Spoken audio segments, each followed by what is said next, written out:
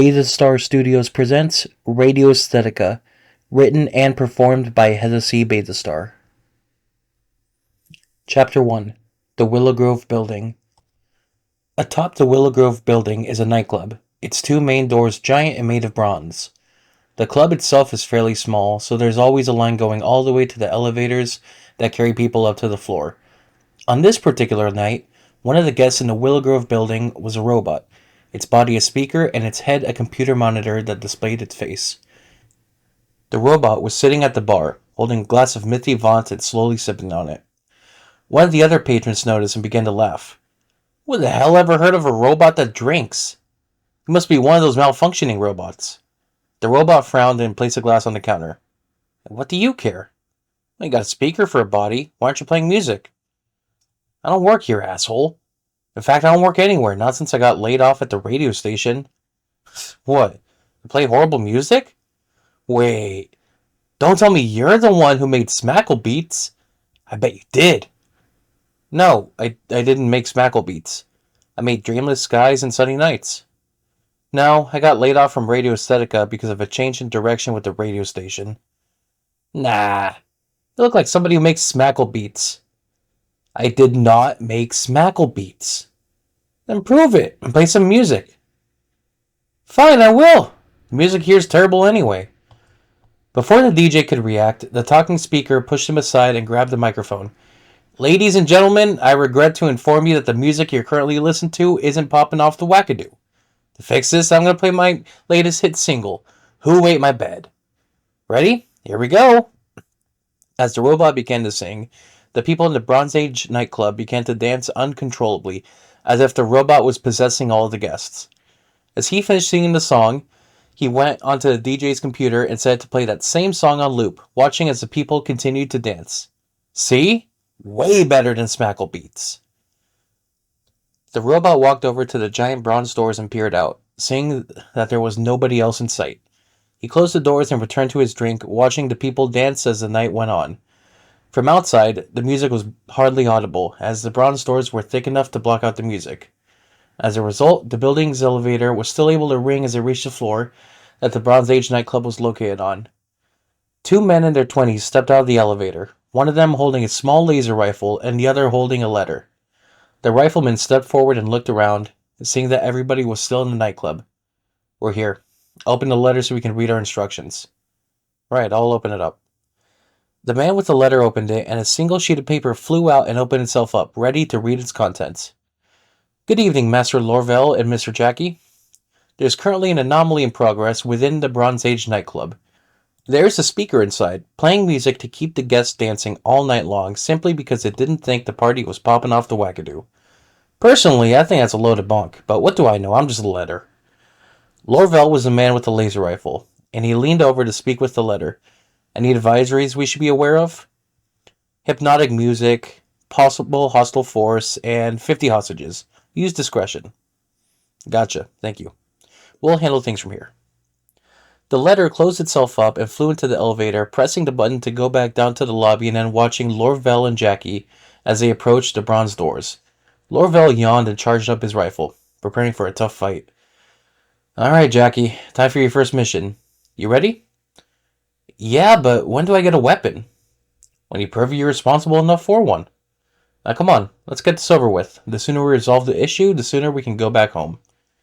Mission start. Jackie was about to reach for the door handle, only to be stopped by Laurvelle. Hold on, we need to be smart about this. The moment we step inside, the music is going to force us to dance. We need a way to prevent that from happening to us.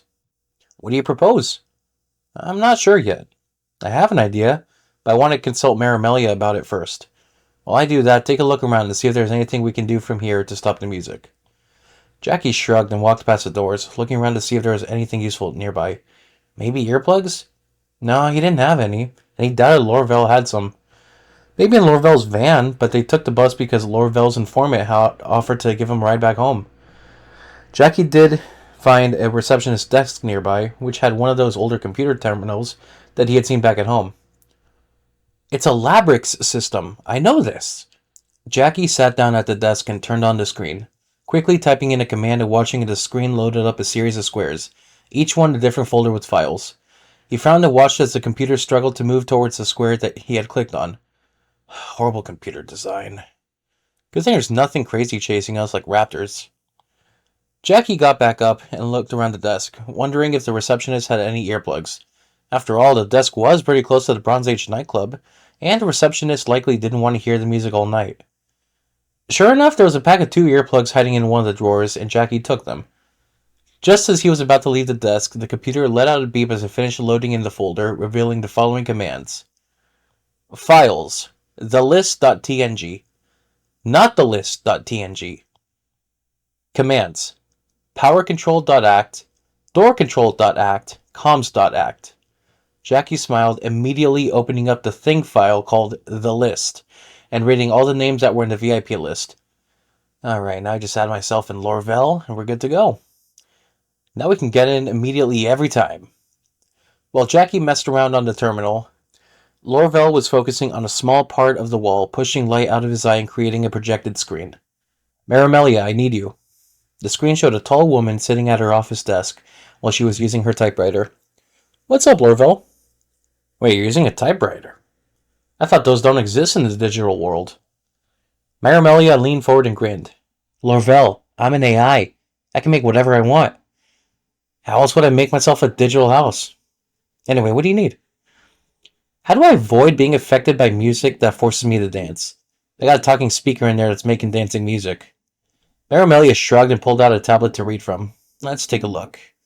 While I'm at it, I'm also pulling up a list of all known talking speakers in Palavera City. Any tips you can immediately think of? Yeah, I got one. You gotta play more loose hand cracky with me. I'm getting bored over here, Laurvelle. And why don't you take me out to dinner? I miss you, honey. Laurvelle frowned and kept watching Marimelia. You're an AI. How am I supposed to take you out to dinner? Good point. Alright, I know who it is. It's Speakus Maximus, a local speakerhead who got fired from Radioaesthetica earlier today. First casualty in a wave of projected layoffs. Now, I have an idea on how to block out the hearing. I'll tell you what it is, but on one condition. What's that? You take me out to dinner. You're an AI. Marimelia smiled and sat down at her typewriter. I got a plan. Just say yes, and I'll get you your info. Laurvelle sighed and nodded. Fine, what is it? You don't want to hear the music, right? Yeah. Then just don't hear it. What? Come on, Laurvelle. You studied under Desser. She would have told you the same thing. Just don't hear the music. Alright, fine. I'll make sure not to hear the music. Great. I'll see you in your dreams, Laurvelle. The screen flickered off and Laurvelle called Jackie over. Find anything over there? Jackie nodded and pointed to the screen. I can cut off the power from here, and I found a pair of earplugs. Just one, though. Alright, I got a plan. On my mark, put the earplugs on, and then cut off the power. Count to 3 minutes, and then turn the power back on. You got that? Yeah, I got it. Laurvelle took a deep breath and leaned against one of the 2 bronze doors, preparing himself for the ordeal. He could faintly hear the music from the other side of the door, which was already starting to make him tap his foot. And so he focused on blocking it out of his mind. Slowly, the music got quieter and quieter until it was entirely gone, and his foot went back to normal. Okay, Jackie, now. Jackie put the earplugs on and clicked on the command for power control, immediately hearing a loud click coming from within the nightclub. However, the hallway in the terminal still had power. Power's out, Laurvelle. Laurvelle slowly opened the bronze door and stepped into Bronze Age. The room dark but still slightly visible to Laurvelle. He had anticipated darkness, and decided to just see things anyway, just like how he couldn't hear the music because he chose not to.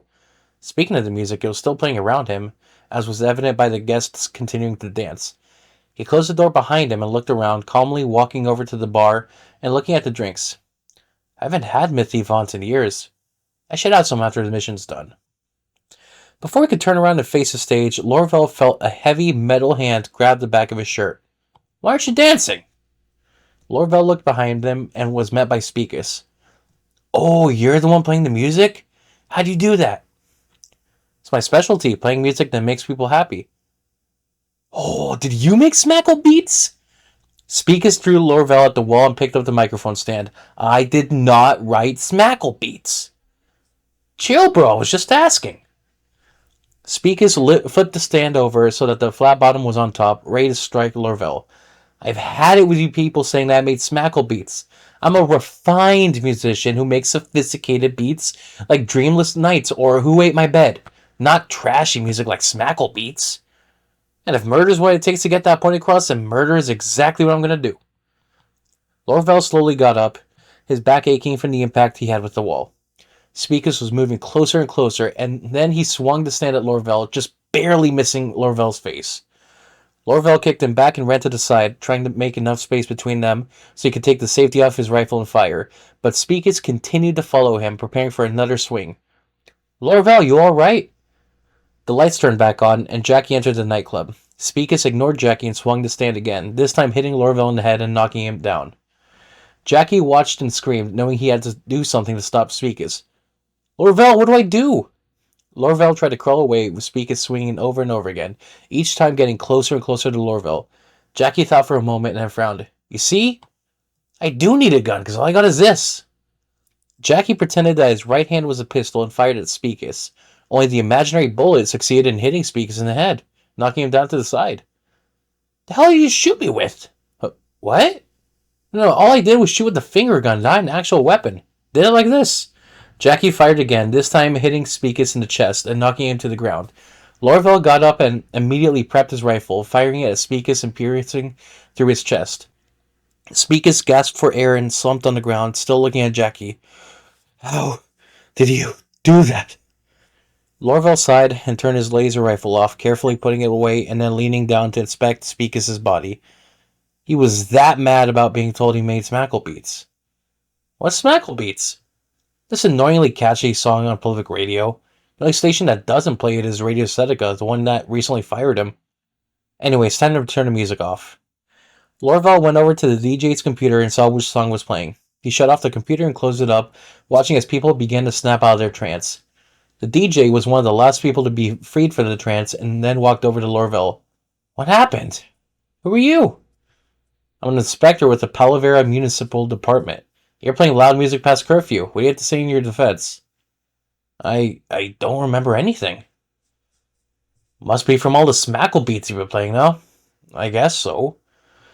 Alright, here's what's gonna happen. Normally I'd have to fine you for breaking the curfew law and arrest you for disturbing the peace.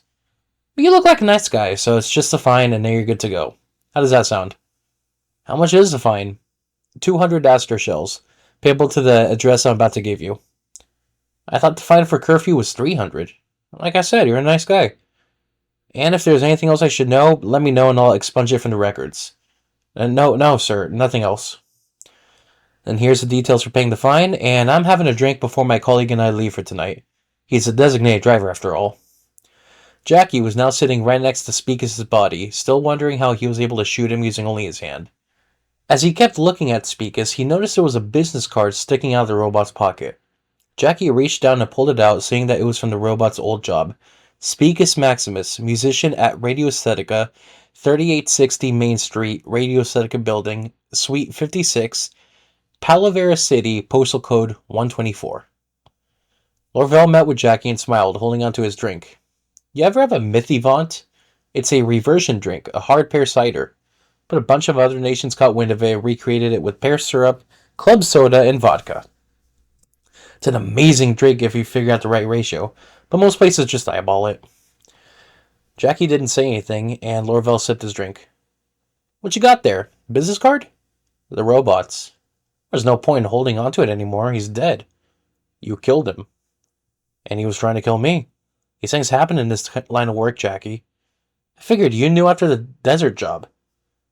I'll tell you what, let's get you home, yeah? Laurvelle finished his drink and led Jackie up to the emergency stairs, climbing all the way to the rooftop. Jackie was expecting a helicopter or even a small plane, but instead he was met by a flying saucer that landed on the rooftop. Varlo was standing outside, leaning against the saucer's rim. Welcome back from your first mission, kid. How'd it go? Laurvelle killed the guy.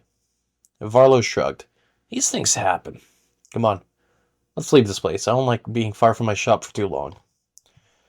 The trio climbed into the flying saucer and it slowly rose into the air and flew away from the Willow Grove building.